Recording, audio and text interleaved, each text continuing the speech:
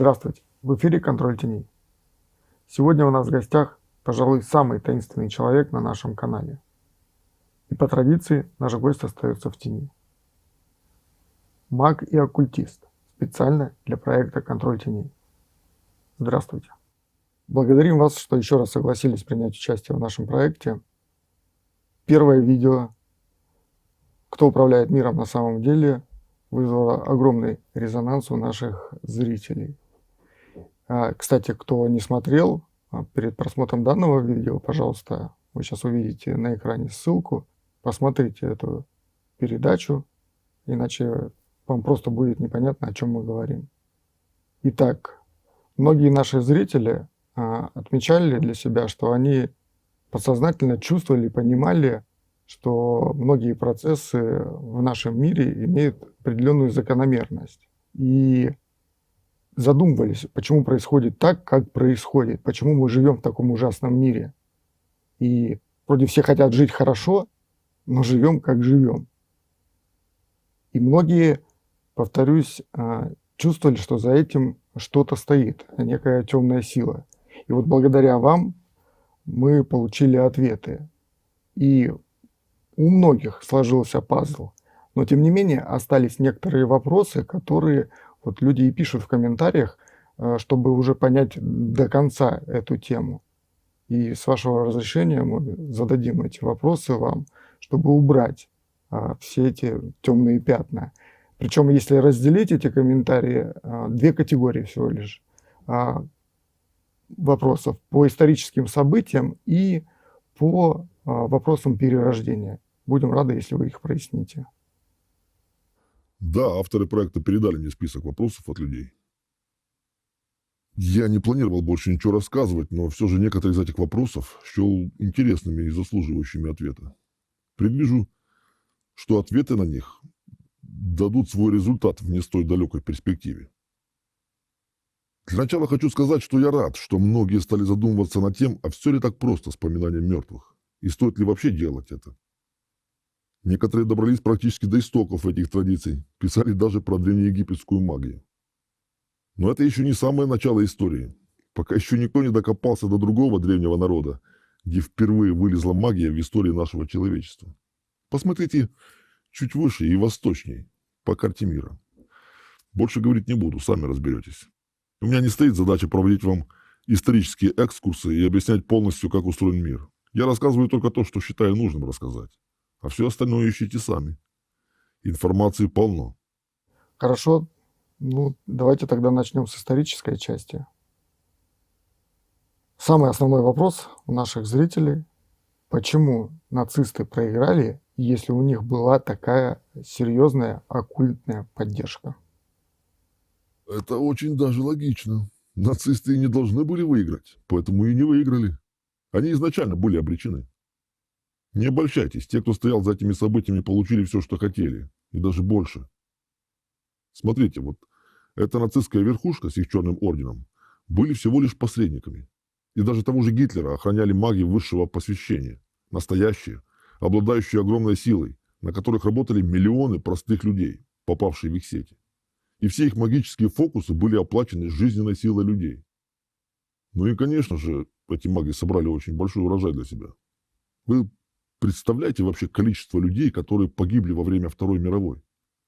А для этих товарищей жизненная сила людей – это еда.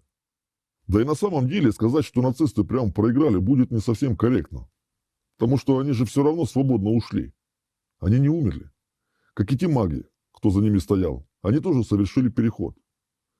Мир гораздо сложнее, чем кажется. И иерархия в тонких планах очень сильна.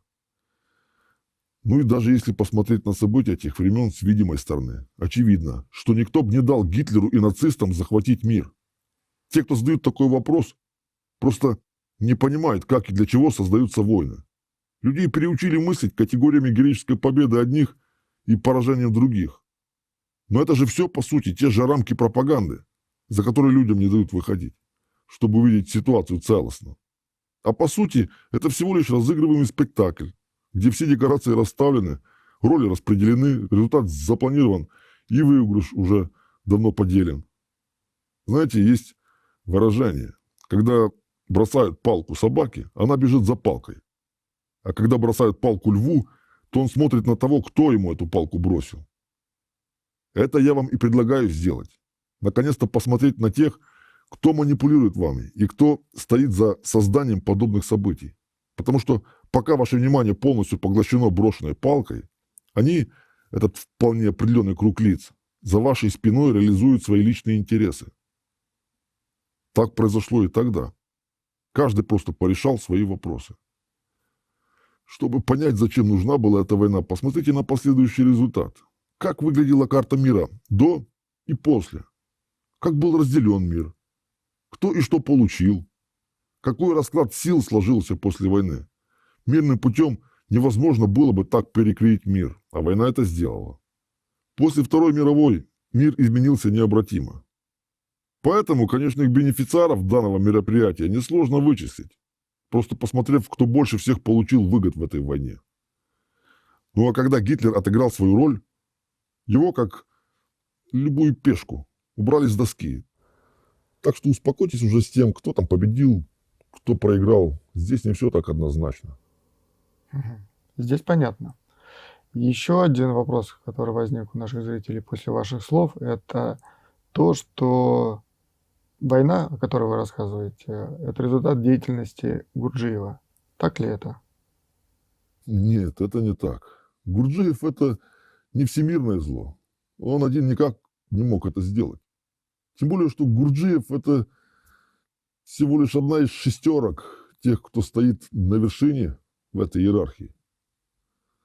В то время были запущены определенные процессы, которые уже было не остановить. Так что нет, это не только лишь из-за деятельности одного Гурджиева все началось. Первая и Вторая мировая изначально планировались в связке, так что на тот момент начало войны было неизбежно. Но это длинная история, не будем сейчас об этом. Про Гурджиева, я думаю, будет для многих неожиданностью, что он всего лишь навсего шестерка. Потому что, по мнению многих, раз он назначает Папу Римского, значит, он и есть всемирное зло. Потому что, по их мнению, Папа Римского может назначать только сатана. Сам сатана будет назначать Папу Римского. Не смешите. Опять же, это непонимание иерархии той стороны. Сатана не будет заниматься такой ерундой, как назначение папы. Это для нас Папа Римский величина. А на самом деле он выполняет только одну функцию. Выполнял. Уже и того не может. Словом, не надо мерять своими рамками то, что измерить невозможно. Кстати, я был приятно удивлен, как много правильных комментариев по поводу того, кто такой Папа Римский. И что это вообще за должность. Это прям меня порадовало. Следующий вопрос про живых мертвецов. Наши телезрители интересуются, как вообще такое возможно, чтобы такое зло существовало? Куда же смотрит Бог? И раз этот мир контролирует Бог, то почему он допускает такое перерождение? А с чего вы вообще взяли, что этот мир контролирует Бог? Во всех религиях мира очень четко сказано на этот счет, что есть мир духовный, мир Бога, и есть мир наш, земной, материальный. И что у этого мира есть свой князь. Это сатана, дьявол, он же Иблис или Ариман. И здесь все контролирует он, и главная его цель – пожрать. Так что не обольщайтесь. Наш мир – это мир дьявола. Ну а по поводу, как возможно, чтобы такое зло существовало, так это какой мир люди создали? Таких паразитов он и породил. Ясно. Тогда следующий вопрос, опять же, про живых мертвецов. В чем смысл им доводить людей до гибели? С кого они тогда питаться будут? А это напрямую связано с теми событиями, которые нас ждут в ближайшее время. С климатом. Если мир обречен, то что остается? Объясню метафорически. Представьте, есть ферма, на которой живет масса животных, и хозяин фермы узнает, что в его поселке появился смертельный вирус. Какой-нибудь новый птичий грипп, очень заразный, который косит всех. И хозяин фермы понимает, что в течение пары дней все его животные сдохнут от этой заразы. Что в таком случае сделает хозяин фермы? Будет ждать, пока это случится, и просто выбросить тонны мяса на помойку? Конечно, нет. Он за эти пару дней, что останется, убьет сам всех животных и продаст мясо. Так и у нас сейчас. Если мир обречен и конец неизбежен, то в один момент куча человеческого мяса, жизненной силы, просто будет выброшена на помойку. Поэтому, конечно, они стремятся напоследок забрать все себе. Или же другой пример можно привести. Допустим, что есть река, которая завтра пересохнет, и вся рыба в ней сдохнет. Что в таком случае делать? Просто ждать, пока это произойдет, или выловить рыбу и продать? Что бы вы сделали? Правильно, вы бы продали и заработали. А почему вы думаете, что они тупее вас? Кстати, в эту тему еще один вопрос от наших телезрителей. Если им так нужна наша смерть, почему бы сразу не бахнуть всех ядерной бомбой? Этот вопрос абсолютно непонимание происходящего. Для их подпитки люди должны выбрасывать сильные эмоции, жить годами в постоянном эмоциональном напряжении.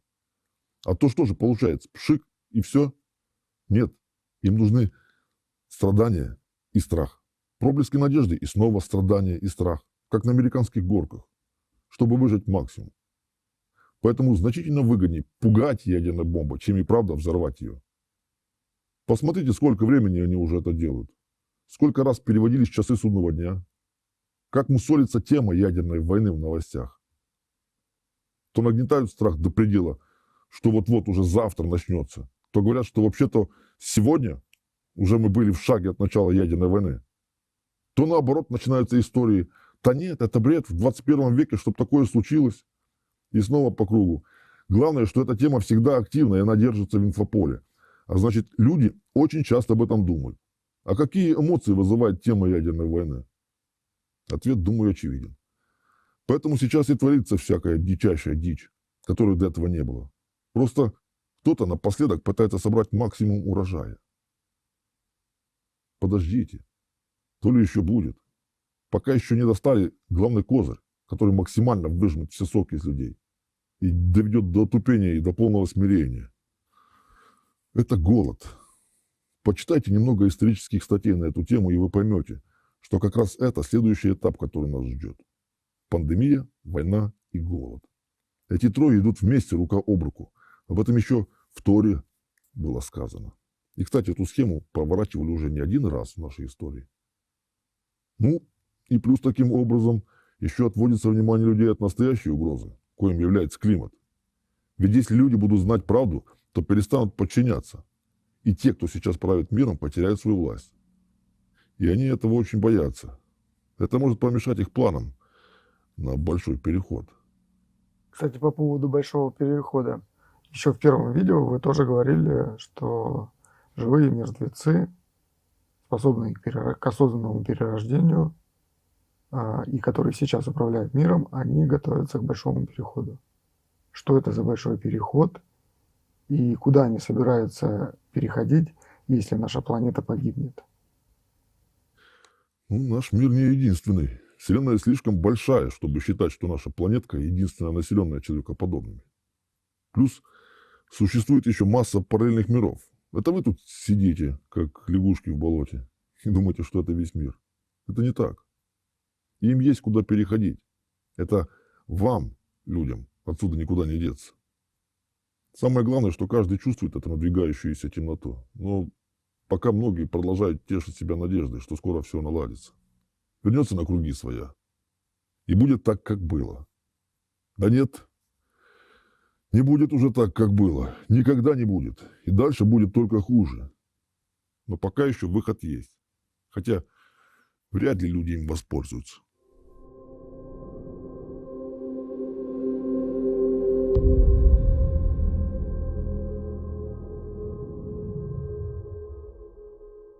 Давайте перейдем к следующей категории вопросов.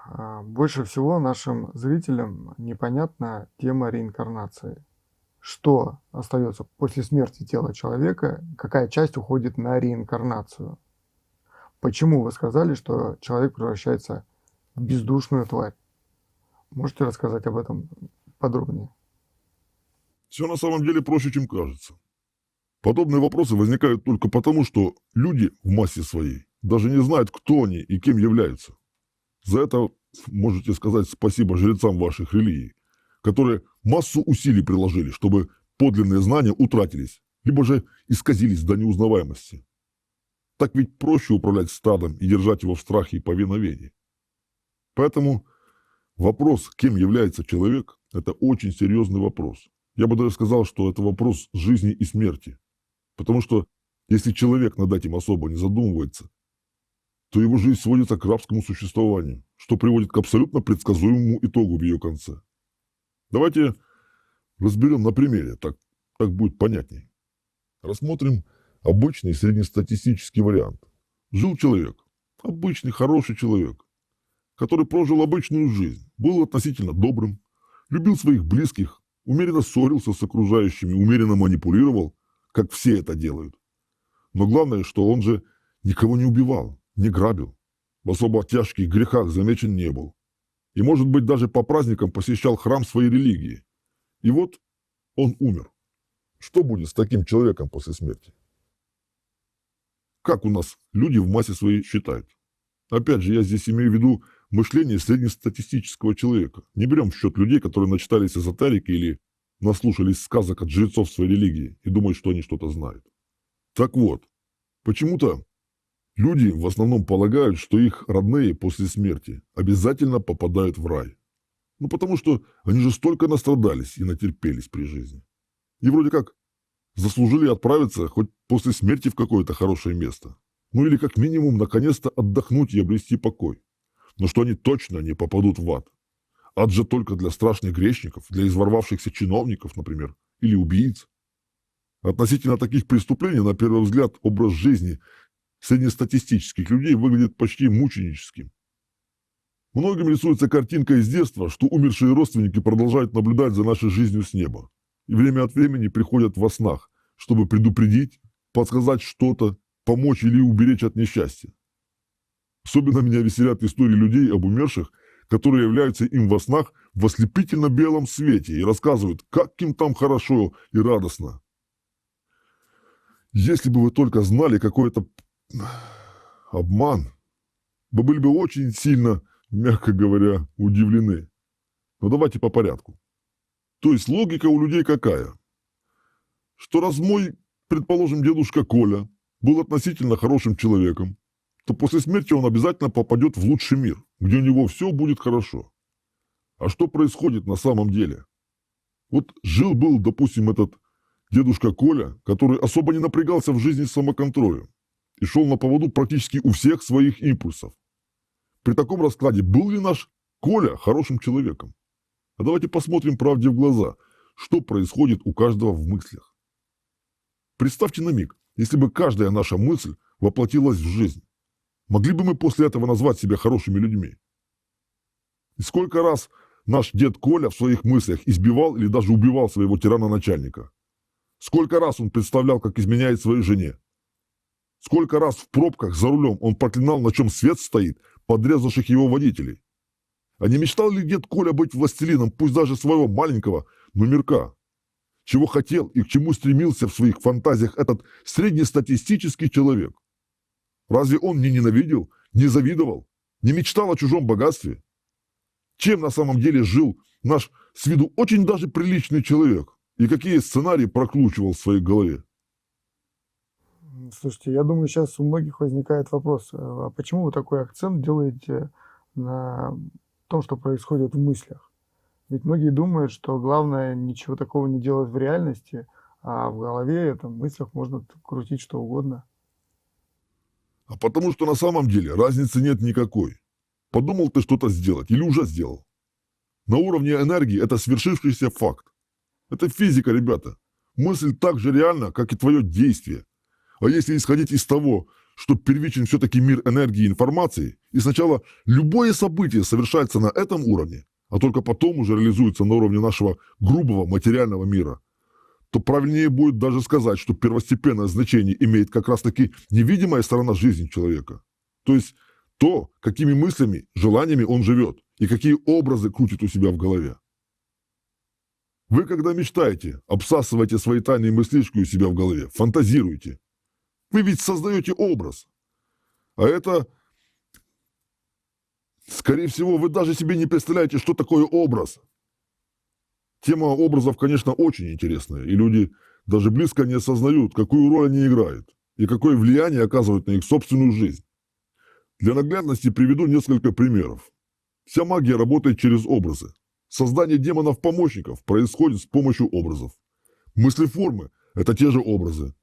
Механизм исполнения желаний – это образ, который просто достаточно накачали силой, чтобы он материализовался. То есть образы – это очень действенный инструмент влияния на окружающий мир и ключевой инструмент в магии. Так что продукты нашего сознания очень даже материальны. И все, что человек представляет в виде образов у себя в голове, это все реально происходит, просто в более тонком плане. Материализуется этот образ или нет, это зависит от человека, сколько он готов за это заплатить. Ну и от того, насколько выгодно будет высшим силам тебе это дать.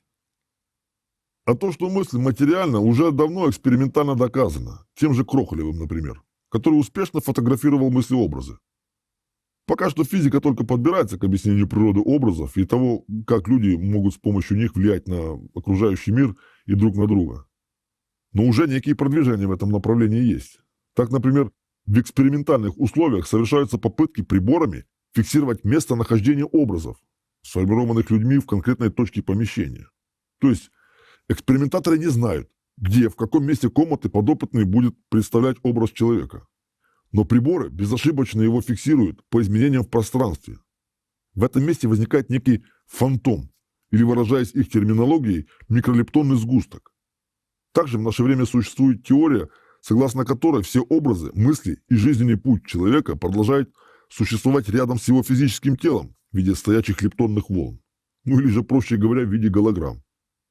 То есть, простым языком, все, что человек создал у себя в голове, все образы, реально создаются и остаются с человеком до конца его жизни. Ну, это не совсем точное, может, объяснение процесса, но плюс-минус дает понимание. А это помогает по-новому взглянуть на процессы телепатии, телекинеза, ясновидения, полтергейста и реинкарнации, о которой мы с вами сейчас и говорим. Слушайте, ну, веет какой-то безысходностью. Получается, что все мы грешны и попадем в ад только из-за своих мыслей, что ли? И в людях же есть и доброта, и любовь, и люди способны проявлять и проявляют лучшие человеческие качества. Это, конечно, не то, о чем мне нравится говорить. Но да, в человеке есть и духовная составляющая тоже. Вообще, знание о двойственной природе человека, духовной и материальной, есть во всех религиях мира. И в оккультных источниках вы также можете встретить это разделение. Даже масоны знают об этом. Кстати, любопытный факт, что масоны самыми тупыми людьми на Земле считают атеистов. Потому что отрицать существование духовного мира, что это, как не самая большая тупость? Ни один атеист не стал масоном за все время существования этих орденов. Любой нормальный практик знает о двойственной природе человека, потому что, не зная основ, никакой настоящей работы не получится.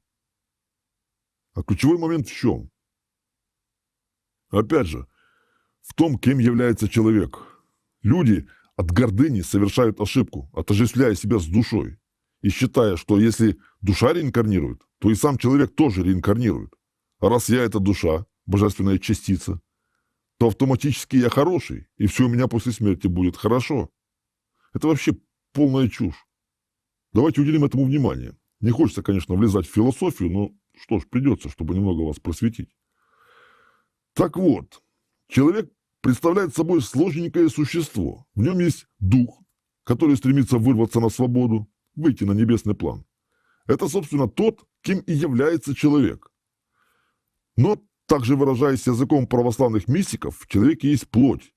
То есть сила, противодействующая духу, которая и является источником греха. И только лишь победив которую, можно достичь освобождения духа из плена материи. Действие плоти проявляется в жизни человека через наше собственное сознание, через мысли, которые приходят нам в голову, образы, желания. И если говорить языком религиозным, то это персональный дьявол или бес, который сидит внутри каждого человека. И самый фатальный момент в том, что 99,9% людей воспринимают себя как раз только как беса, считая, что это мои мысли, это мои желания, это я так решил, это я так думаю, я так воспринимаю мир и так далее. Это, возможно, тяжело будет осознать, но все же я скажу. Вы как человек, это не то, что воспринимает ваше сознание. Вы не есть сознание. Весь тот бардак, что происходит в голове у людей со всеми картинками и эмоциями, это как рябь на воде, созданная дьяволом, чтобы человек не смог увидеть на ровной спокойной глади воды свое истинное отображение. Помните, как было в фильме «Револьвер»? Самая большая его разводка заключалась в том, что он заставил тебя поверить, что он – это ты. Вот где-то так. Сейчас пришла мысль, я, кстати, смотрел этот фильм несколько раз, и интересно, сам режиссер понимал, какой смысл он в него закладывал или нет. Ну да, большинство людей действительно ассоциируют себя с телом и сознанием. А что здесь не так? По моему мнению, это вообще глупо считать себя телом. Это же очевидно, что оно функционирует абсолютно автономно, без нашего участия. При этом еще и успевает управлять нами, указывая, когда ему надо пойти поесть, когда поспать и все такое прочее.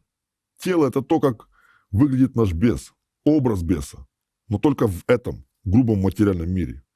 Соответственно, наличие тела и способствует тому, чтобы духовная составляющая человека могла пребывать в этом материальном мире и получать свой опыт познания добра и зла. Короче говоря, человек – это не материальное существо, он дух.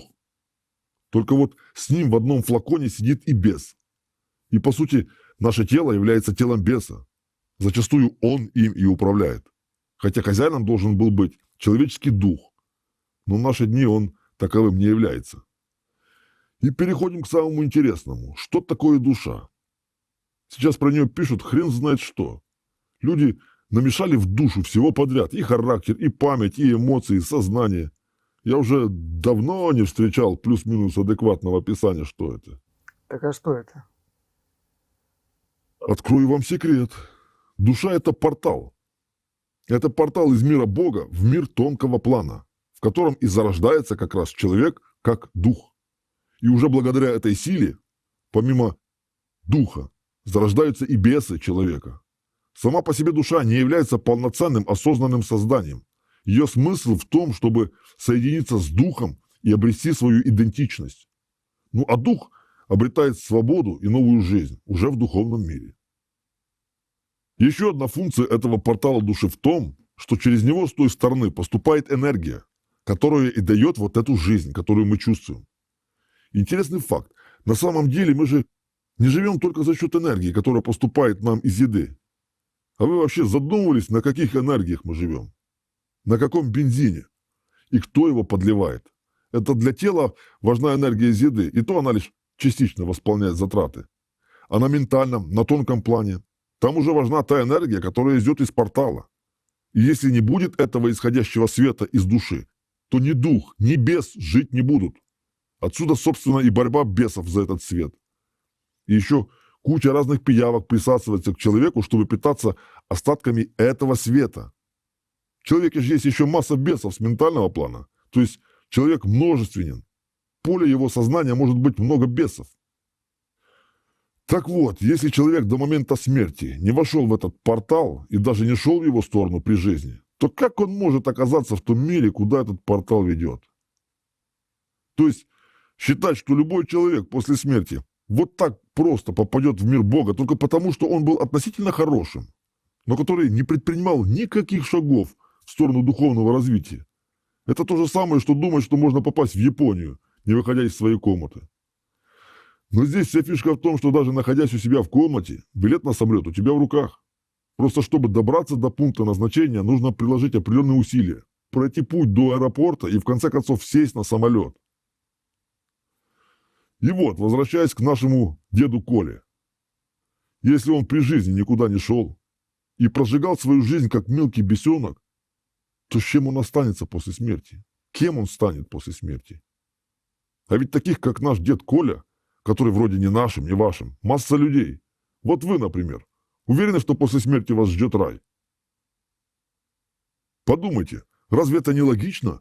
Откуда после смерти вдруг взяться раю, если вы при жизни никак даже близко к нему не подошли? Ведь ваша жизнь, ваша точка восприятия, ваше внутреннее состояние – это ваш мир. По сути, каждый человек живет в сугубо своем личном мире, формирует свою реальность. И что в этой реальности вы создаете, то и станет вашим будущим после смерти. Там не будет просто сна, или как некоторые считают, что после смерти будет просто черный экран, небытие и все. Такое состояние еще нужно заслужить. Нет, после смерти, если человек не вышел в портал души, он остается здесь, в виде информационно-энергетического сгустка. А тело просто превращается в прах, разлагается. Не видели, что ли, во что тела превращаются? Все, как и у любого другого животного. Но при чем здесь ментальный план? На этом уровне у человека все по-другому. Я вот не пойму, почему многие привязывают все к мозгу. До сегодняшнего дня в мозге не нашли, где находится человек. И сознание там не нашли, где оно прячется. Дух там тоже не нашли, ничего не нашли. Поэтому человек не умирает вместе с телом и мозгом. Он просто переходит в другое состояние. Ну а душа уходит на реинкарнацию. А вместе с ней, выражусь так, отсоединяется и все хорошее, потому что как раз-таки источником всех наилучших человеческих качеств является душа. Повторюсь еще раз, реинкарнирует душа, но не человек. Поэтому неправильно считать, что предыдущее воплощение души – это тоже ты. Нет, это были такие же люди, как и ты. Но они не имеют к тебе никакого отношения. У каждого человека только одна жизнь. Так а что же тогда остается от человека после смерти? После смерти, если человек не вышел в портал, то единственное, с кем остается, так это с бесом. И сам он тоже становится бесом. Представьте, каково это. Дух, порабощенный бесом. Мало того, что при жизни пробегал у него на поводу, так еще и после смерти попадаешь к нему в тотальное рабство. Все-таки я бы на месте людей посерьезнее относился бы к своей жизни. Как если бы от этого зависела ваша жизнь. Извините за тавтологию. Вы сказали, что если человек не вышел в портал души, то он остается здесь в виде энергоинформационного сгустка. Что это за сгусток? Можете пояснить? Да, собственно, это концентрация всего того, что вы насобирали в себе за жизнь. Представьте, все события жизни, каждое ее мгновение, все желания и стремления от рождения и до смерти, все это в точных деталях и во всей полноте эмоционального спектра фокусируется в одной точке. Все это сразу и одномоментно наваливается на того, кто был раньше человеком. А теперь представьте себе, те, кто считает себя хорошими людьми, если собрать все ваши эмоции в одну точку, или даже одну какую-то эмоцию, например, только все моменты обычного, повседневного, легкого раздражения, но за все годы жизни, представьте, какое это состояние в итоге будет. Думаю, теперь очевиден ответ на вопрос, почему человек после смерти превращается в тварь. Слушай, ну и где находится этот сгусток, если вот мертвец не ушел в мир Бога, да, то куда он тогда отправляется? Где находится этот сгусток? Все просто. Любой, не вышедший в портал, остается возле него. Объясню образно. Представьте портал, как его рисуют в фантастике. Такой, окаймленный камнями. Так вот, эти сгустки становятся камнями на этом портале. Каждый новый мертвец просто укладывается в кладку вокруг души. И в мире тонкого плана он остается там и сопровождает душу в последующих реинкарнациях. А вот уже в новом теле, куда входит эта душа, зарождается новый чистый лист бумаги, который в последующем также станет еще одним камнем на этом портале, на этих вратах. И так по кругу, пока кто-то все-таки не зайдет в портал. Люди ходят с порталами внутри, не понимая, что там сотни, а то и тысячи камней вокруг него. И это такие же люди в прошлом, как они. Но в связи с тем, что эти камни, бывшие люди, находятся рядом с источником сил возле портала, они продолжают существовать. Это происходит, пока портал не закроется камнями полностью, и человек, как дух, уже не сможет пройти в него. Тогда уже свет из мира Бога сюда не проходит. Портал полностью исчезает, и все разрушается. На это тысячи камней. Чтобы вы понимали, это все не так просто. Так что есть только два варианта. Человек или уходит с тонкого плана в мир Бога, или же становится материальным обездвиженным бесом, камнем в стене дьявола. На 100% уверен, что люди будут спорить с вашей концепцией реинкарнации. Ведь, например, даже в буддизме этот процесс описывается совершенно по-другому. Ребята, буддисты– это те, кто шли за Буддой. Десяток другой еще зашли в портал за ним. А остальные не то что камнем, булыжником стали на дороге. Носятся со своими ом, ам, но не понимают, на что направлены все их практики. С чем работают буддисты? С сознанием. На что они работают? Для них главное слиться с бесом, стать частью стены, чтобы разуму открылась истина. Конечно, откроется, когда камнем станешь. Мертвым многое открывается. Но это истина бытия, а не истина мира Бога.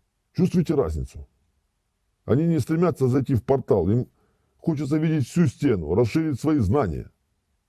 Достичь нирваны в понимании буддизма – это работать на беса, зайти к хозяину и самому стать бесом. Так что не буддистам рассказывать о реинкарнации. Ясно. Следующий вопрос от наших телезрителей. Зачем энергия мертвым? Зачем им внимание живых? Очень просто. Каждый раз, когда мы поминаем или вспоминаем мертвого, мы делимся с ним своей жизненной силой. Мы же тратим на это время, внимание, вкладываем эмоции еще при этом. Следовательно, часть нашей жизненной силы перенаправляется мертвецу. Для него такой подарок – это как небольшое временное обезболивающее для терпящего невыносимые муки. Вы представляете себе вообще состояние мертвеца? Все накопленные эмоции за жизнь огромным грузом размазывают тебя просто под мощнейшим прессом. Некуда уйти, спрятаться или переключиться на что-то другое. Потому что больше нет ничего. Только ты и твой накопленный за всю жизнь негатив. Каждый миг твоей жизни, каждый твой поступок и его последствия прокручиваются по сотни раз, и так целую вечность. И некого звать на помощь. Никто не придет, никто не поможет. Плюс нахождение возле души добавляет, ну, скажем так, своей атмосферы. Это как постоянное напоминание об упущенной возможности и о невозможности вернуть все назад. Это полное одиночество и тотальная безысходность. А капля жизненной силы от живого человека дает хоть и временное, но облегчение. Представьте мертвому дорваться до жизни. Каково это? Конечно же, они будут охотиться за каждой каплей внимания живых.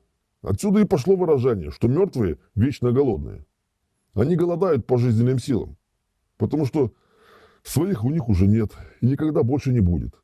Конечно, они будут пытаться пробиться к живым, будут и сниться, и приходить, и будут делать все возможное, чтобы выдурить у живого как можно больше силы.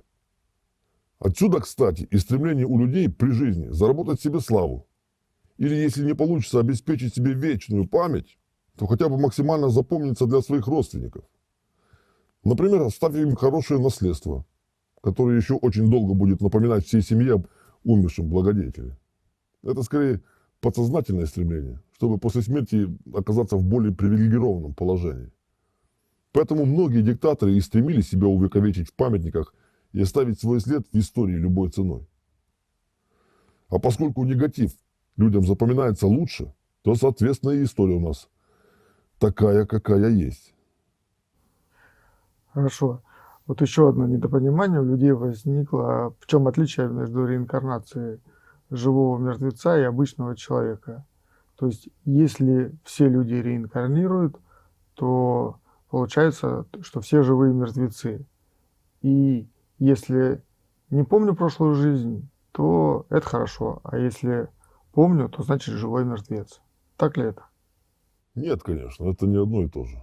Тот, кого я называю живой мертвец, это человек, который еще при своей жизни целенаправленно занимался практиками осознанного перерождения, чтобы после смерти своего тела захватить власть в уже новом теле. То есть душа пошла на реинкарнацию, родился новый человек со своим телом и духом, но в его энергетическое тело входит мертвый, который полностью собой вытесняет этого нового человека и живет вместо него. У него появляется доступ к бензобаку с жизненной силой, ну, соответственно, новое физическое тело. Конечно, вся эта история с осознанным перерождением не бесконечна, хотя это, наверное, максимально приближенная версия бессмертия в теле, которая существует на сегодняшний день. Но и этому есть предел. Как я уже говорил, Все равно настанет момент, когда портал полностью закроется камнями и все закончится. Но так просто, такие практики вам в руки не попадутся, можете даже не мечтать. Всем подряд они не даются. Это, скажем так, вариант для элиты, VIP-услуга. Ну а вашу обычную реинкарнацию я уже описал. Так что не переживайте, вы не мертвые, если задаете такой вопрос. Вы бы об этом знали. Мертвый точно знает, что он мертвый. Но, кстати, есть еще вариант, когда мертвый и без знаний специальных практик может после смерти захватить власть в теле живого человека и продлить себе существование. Интересно, а как это? Ну, например, если человек при жизни был достаточно прокачан энергетически. Допустим, занимался магией, был жрецом какой-то религии, или же человек был известным, привлекал на себя много внимания других, то и после смерти он остается достаточно сильным бесом в этой кладке камней возле портала. Такой бес и над другими камнями будет доминировать. А если ему удастся дорваться до силы живого, то он может брать бразды правления и доминировать над духом. А вот когда дух заключен в камень, то бывший мертвец может жить вместо него. Причем такая активация мертвеца внутри энергетического тела живого человека может случиться в любой момент его жизни, в любом возрасте. Все может начаться с необычных снов, когда снятся места, в которых раньше не был. Люди, которых ты никогда не знал. А самое главное, что во сне ты – это другой человек. Может сниться даже, что ты другого пола. Потом со временем появляется голос в голове, который начинает давать полезные советы, которые реально срабатывают. Предсказывать события или предупреждать, если угрожает опасность. Ну, на самом деле проявления могут быть разные. Здесь смысл в том, что мертвецу нужно сначала пробиться к живому человеку, привлечь к себе внимание, расшатать и набраться достаточно силы, чтобы иметь возможность постепенно, шаг за шагом усиливать свое проявление. И несомненно, что подобные вещи в жизни человека привлекают его внимание и вызывают массу эмоций, что является прямым сливом жизненных сил мертвецу. Причем здесь может быть два варианта. Первый – это когда мертвый полностью замещает человека, когда ты вдруг просыпаешься в каком-то месте и не помнишь, как ты здесь оказался, и уже 3 дня прошло с момента, когда ты последний раз себя помнил. А все это время твое тело просто с другим водителем в кабине также ходило, общалось с другими людьми и так далее. То есть вместо тебя жил мертвец. А второй вариант, когда человек даже не замечает, что в нем происходит замещение. Настолько это незаметно происходит для самого человека, что он просто считает проявление мертвеца частью своего характера. Если покопаться в истории, вы найдете массу подтверждений моим словам. Вы вдруг для себя обнаружите, что о живых мертвецах и о доминирующих мертвецах пишется прямым текстом во многих источниках. Например, совсем другой смысл обретет для вас Даймон Сократа, который, как он сам говорил, с раннего детства сопутствовал ему в виде некого голоса, который всегда подсказывал, чего делать не стоит, но молчал, когда Сократ действовал правильно. Только вот почему-то этот добрый гений подставил его в самый ответственный момент, когда вдруг замолк во время судебного процесса, по решению которого Сократа приговорили к смертной казни. И все время, пока Сократ озвучивал свою защитную речь, он был уверен, что все делает правильно. А по факту мертвый держал его до поры до времени, как держат животных на ферме, а потом просто сожрал. И таких примеров много. Эдгар Кейси, Максим Горький и так далее. Но это уже совсем другая история, как говорил один ведущий. Я веду к тому, что люди даже не представляют себе, сколько на самом деле доминирующих мертвецов в нашем мире. И какой слив энергии живых в мир мертвых идет каждый день. Хорошо, спасибо. А вот еще вы говорили о том, что говорили про мертвых, которые приходят во снах, в сиянии и рассказывают, как им там хорошо. А с ними-то что не так? Я-то скажу, но вам это не понравится. Мертвые вам врут.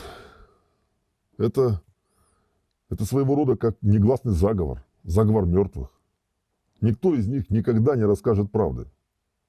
Потому что если люди будут знать правду, то мертвые очень быстро лишатся своей подпитки. А это означает адские, невыносимые мучения, даже без единого мгновения передышки, которые могли бы даровать капли живой силы от живых людей. А так недолго и всю свою власть потерять. За каждую каплю вашей жизни эта тварь готова на все. Поэтому и пытаются всячески выдать себя за тех ваших прежних, хороших, любящих родственников. Рисуют картинку, что они теперь чуть ли не ангелы на небесах. А на самом деле за этим образом прячется беспринципная голодная тварь, которая пришла откусить кусок вашей жизни. Ну вот, подкинул вам новую теорию заговора. Хорошо, но вам начнут однозначно возражать, потому что очень много историй о том, что приходят во снах, предупреждают, дают дельные советы, защищают и помогают избежать какой-то неприятной ситуации. Что вы на это скажете? Это вы очень правильно спросили. Хороший вопрос. Конечно, мертвые приходят и подсказывают, и помогают, и даже жизнь вашу будут спасать. Только бы вы продолжали их кормить. Если вы умрете, то кто же будет делиться с ними силой? Немного отступлю. Вспомнился комментарий под нашим первым видео, где описывается история деда, участника боевых действий. И вот он рассказывал, что всю войну его спасал голос, который звучал у него в голове. Например, когда бежал в атаку, ему голос вдруг подсказывал уходить влево. Он сворачивает, и тут же всех, кто бежал вместе с ним, срезает пулеметная очередь. Или когда сидел в окопе, ему голос вдруг приказал срочно выйти оттуда. И как только он вышел, то в то место прилетел снаряд. Вот вам и наглядный пример, как мертвый спасает своего носителя. А по поводу снов, то вы просто вспомните по себе. Какая первая реакция на то, что приснился мертвый? Особенно если он что-то предсказал и это сбылось. Первое, это, конечно же, вылезает гордыня. Какой я необыкновенный, со мной такое случилось. Сколько внимания отдается потом этой теме. Сколько раз люди пересказывают такой сон всем своим знакомым и незнакомым людям. Гордятся этим страшно. Часто до конца жизни запоминаются такие сны. И каждый раз, при каждом воспоминании сна, что происходит? Правильно, вы вспоминаете этого мертвеца и отдаете ему часть своей жизни. И даже если ничего сверхъестественного во сне не произошло, то все равно приходит куча мыслей на тему, а что бы это значило?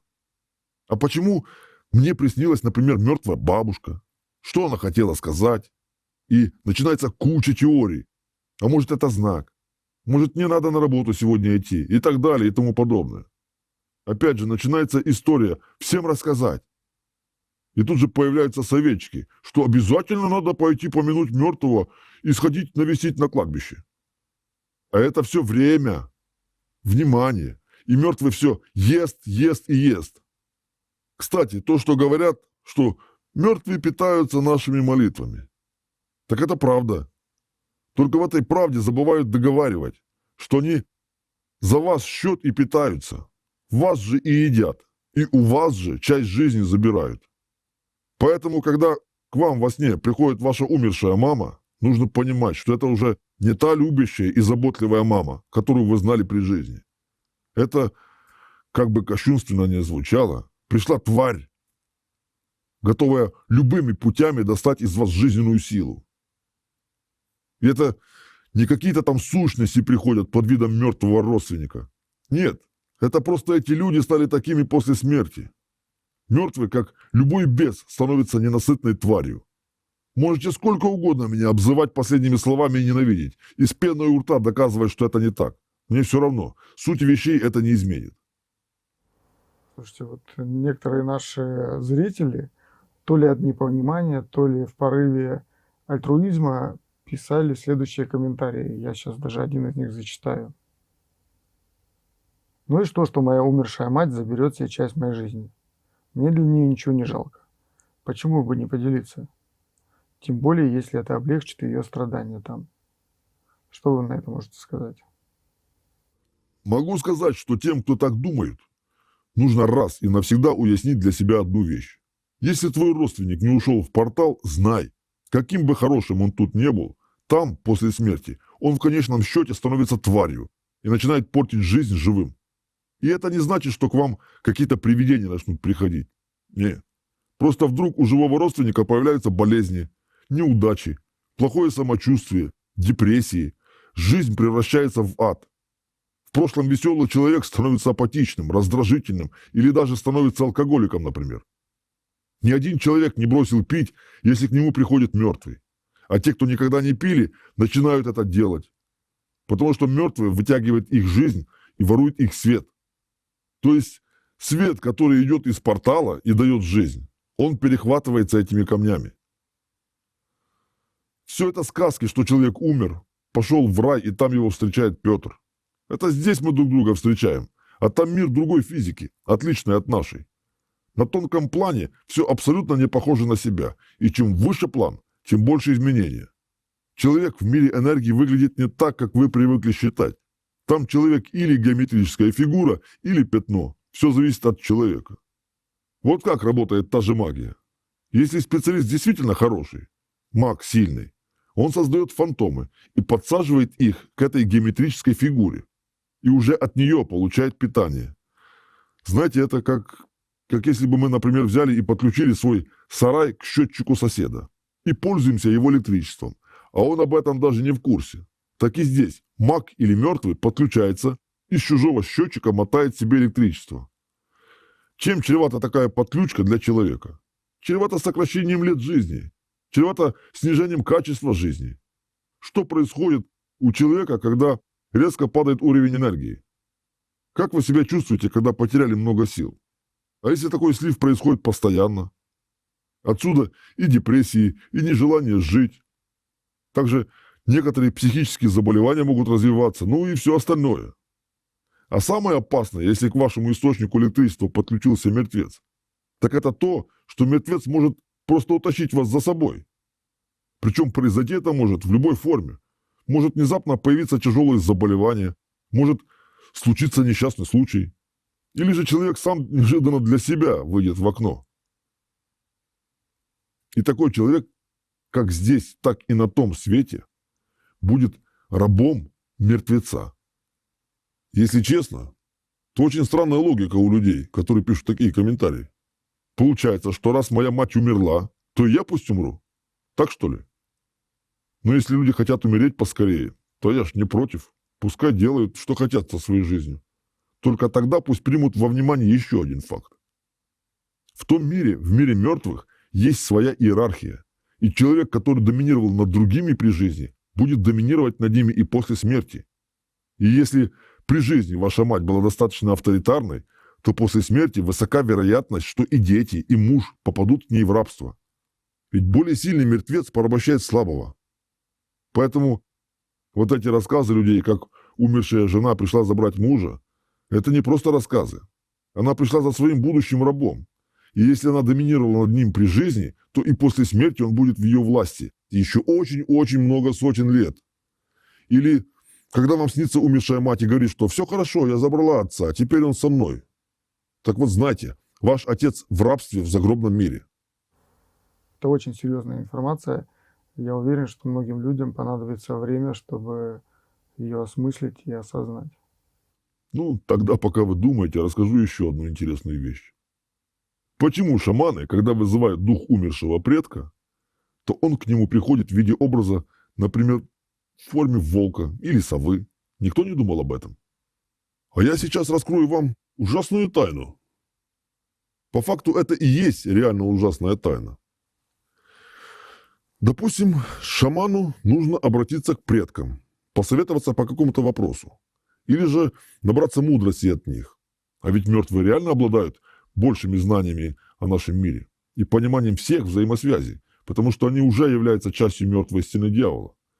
Ну так вот, чтобы шаману вызвать умершего родственника и посоветоваться с ним, он сначала должен создать фантом. Например, фантом волка. И только потом вызывает духа предка. Почему он так делает? Потому что настоящий шаман прекрасно знает, что мертвый предок – это бес, и что он часть дьявола. Поэтому и вызывает его в этот фантом, заключает дух предка внутрь него и разговаривает уже с фантомом. А бес оказывается как в тюрьме, как птичка в клетке. Ты ее впускаешь, когда сам захотел полюбоваться, а не когда птичка кушать захотела. Потому что эта птичка все время кушать хочет. Но ты открываешь форточку и сыпешь зерна только когда тебе хочется полюбоваться. И тогда она прилетает в эту клетку, но не гадит и не сорит в твоем доме. Так и шаман заключает дух предков в фантом, но не пускает его напрямую к себе. Потому что если пустит к себе, то мертвый его сожрет. Поэтому пока шаман клетку не создаст, никого вызывать не будет. Здесь еще интересный вопрос. Что является зерном для этой птички?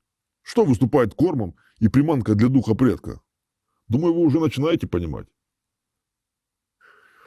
Шаман берет часть жизни у заказчика ритуала.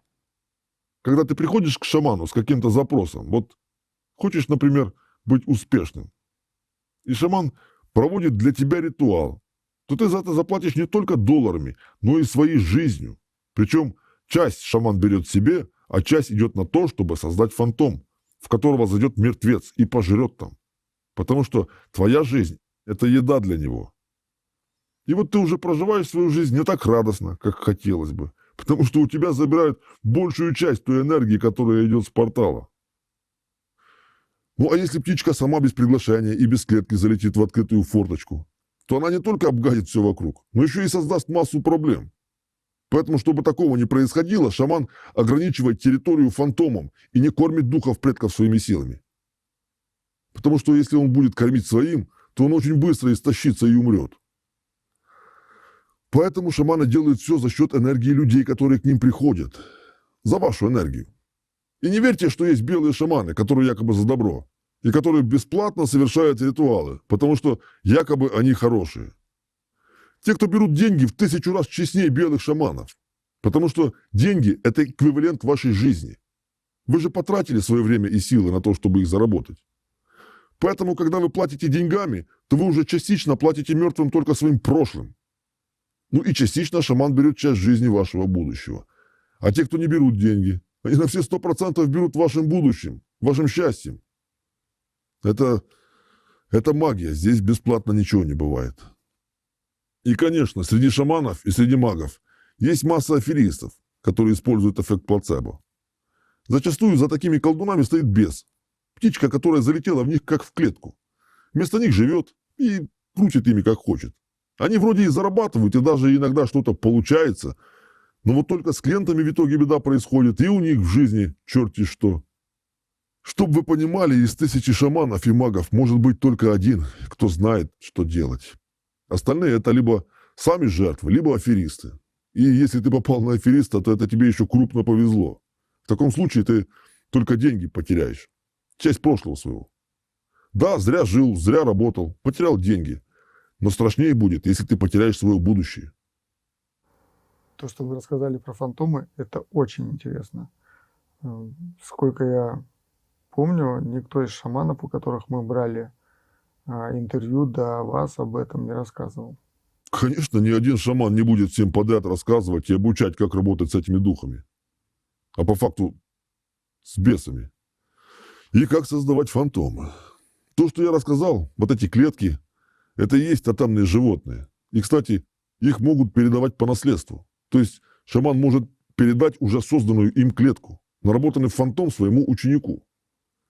Так как вы своему ребенку передаете клетку, куда прилетает птичка. По сути, это контролируемый демон. Скажите, а фантом может иметь любой образ? Да, фантом можно создать какой угодно. Это всего лишь форма. Почему шаманы используют образы животных? Ну, это пошло еще с тех времен, когда не было фантастики и особого разнообразия образов вокруг. Но были звери. А вообще, можно создавать хоть дракона, хоть полосатого бобра, неважно. И многие шаманы создавали свой фантом, чтобы уйти в него после смерти. И уже в образе фантома приходили к своему ученику. И еще важно сказать, что они создавали не просто учеников. Они создавали рабов, которые будут кормить их. Они создавали свое будущее. Потому что знали, как мучаются после смерти бесы. А если человек уже стал шаманом, то он уже прекрасно понимает, что в портал он не войдет, потому что он его обожжет. Это все равно, что человеку зайти в домну, в раскаленную печь. Попробуйте зайти, что будет с вашим телом? Понятно, что оно сгорит. Так и шаман не может зайти в портал. Он будет лишь камнем вокруг него. Прекрасно это понимая, он создает фантом, в который потом уйдет. И в котором потом может просто и безопасно путешествовать в астрале. Ладно, раз уж заговорил об этом, открою вам еще одну тайну, о которой мало кто знает. Слышали же все, что шаманы могут видеть далеко, что происходит на большом расстоянии, или совершать выход в астрал, как это сейчас называют. Так вот, если человек не подготовлен и пытается куда-то выйти, то не факт, что он вернется один или что он вернется в свою пустую квартиру. Знаете, как это бывает в Испании? Вышел ненадолго, вернулся, а у тебя в квартире уже банда цыган живет. Или пока выходил погулять, вернулся облепленный пиявками, которые будут тебя жрать. Так вот, чтобы такого не происходило, шаман закрывает свое тело, чтобы туда никто не смог подселиться. И сам защищенный из него выходит. И путешествует уже в фантоме. Это как птичка в клетке. Она может и среди кошек стоять. Да, страшно, неприятно, но кошка туда не зайдет и вред никакой причинить не сможет. А вообще астральные путешествия – это очень серьезно. Сейчас эту тему используют и пиарят те, кто знает это все. И кто ищет себе или раба, кто его будет кормить, или новый дом. А часто это делают будущие мертвецы, которые таким образом хотят обеспечить себя после смерти. Поэтому надо понимать, что это такое, и думать, прежде чем экспериментировать с тем, что называют выходом в астрал. Спасибо вам огромное, что поделились такой ценной информацией. И мы надеемся, что ответили на все вопросы наших телезрителей и смогли объяснить, что происходит с человеком после смерти и почему не стоит с собой кормить мертвых. На самом деле любой, если обратит внимание, то сам найдет и увидит подтверждение моим словам. Это же все легко проверяется. Можете перепроверить каждое мое слово.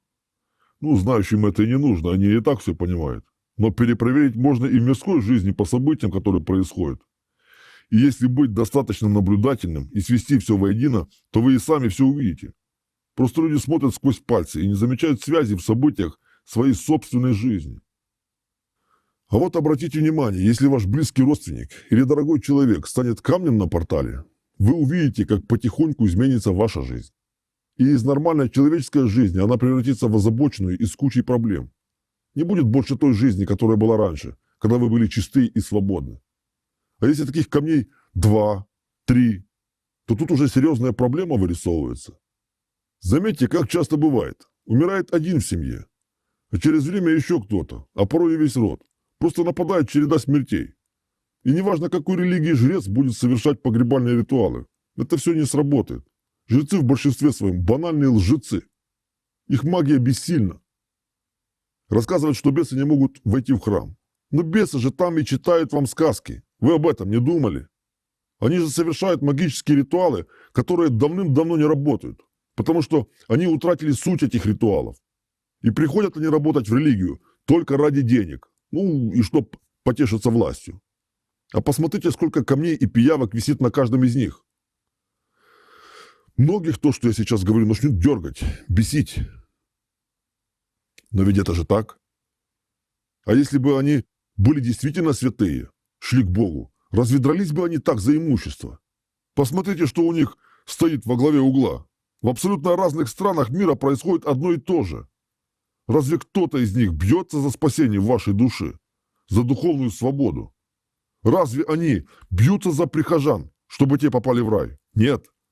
Они бьются за храмы, чтобы отнять их у конкурентов, а паству используют как дураков, как таран, чтобы выгнать тех же конкурентов и зайти самим. Кто, кроме бесов, так поступает? Да, изначально духовные знания, как инструмент, который позволял человечеству зайти в портал, были принесены Иисусом и последним пророком в чистоте. Но тела их не успели остыть, как тут же эти знания превратили в магию. Просто кому-то захотелось власти и денег. А раз последователи приходят с желанием иметь славу, такую же, как у пророков, но при этом не быть такими же, как они, то тут же их облепливают пиявки и бесы. И тут же все, что давалось, искажается бесами. Поэтому и результат такой. Проснитесь, люди! Простой пример приведу. Тысячи лет существуют религии, и до сегодняшнего дня люди убивают друг друга за имущество. И религии, и жрецы также поступают, крадут, отбирают, обворовывают. Да магия в 1000 раз честнее, чем религия. Она хотя бы не прикрывается Богом. И в большинстве своем настоящие маги говорят правду. Конечно, они не рассказывают, что заплатишь за их услуги своей жизнью. Но кто же курицу предупреждает, прежде чем ее съесть? А жрецы, которые убили те знания, исказили те дороги, которые показывали пророки, они и сами уже ничего не знают, и Богом прикрываются. И ничего они не умеют, Никого они еще не спасли и сами в портал не заходят. А за всю историю из миллионов жрецов, может, с десяток зашли в портал. И то это те, кто был еще рядом с пророками. Первые. А остальные лишь камнями легли на чьи-то души. И что, вы разве этого не знали? О какой религии может идти речь? О каких знаниях, которые были принесены? Те, кто приходили, говорили: вот портал и дорога, будь человеком и заходи. А эти всунули свои ритуалы, магию, поклонение, обволокли знания таким туманом, что дороги не видно. Люди в 3 соснах блуждают, а эти жрецы просто приходят поморочить людям головы, заработать и жить лучше, чем они. Лучше ж так, чем шпалы класть или дома строить, например. Это вот пусть они, простые смертные, работают, а эти сейчас, владыки, будут на шею народа сидеть и ни хрена не делать. Ведь так сейчас и получается. Тема магии в религии очень серьезная и большая, поэтому не буду я больше продолжать. Вообще, очень интересный вопрос, как один человек воздействует на другого. Но на сегодня уже хватит. Все, что вы рассказали, очень интересно. И мы надеемся, что у нас будет возможность организовать еще одну встречу. Тем более, я думаю, и после этого интервью у наших зрителей возникнет много вопросов. Если будет на то воля сил. Спасибо.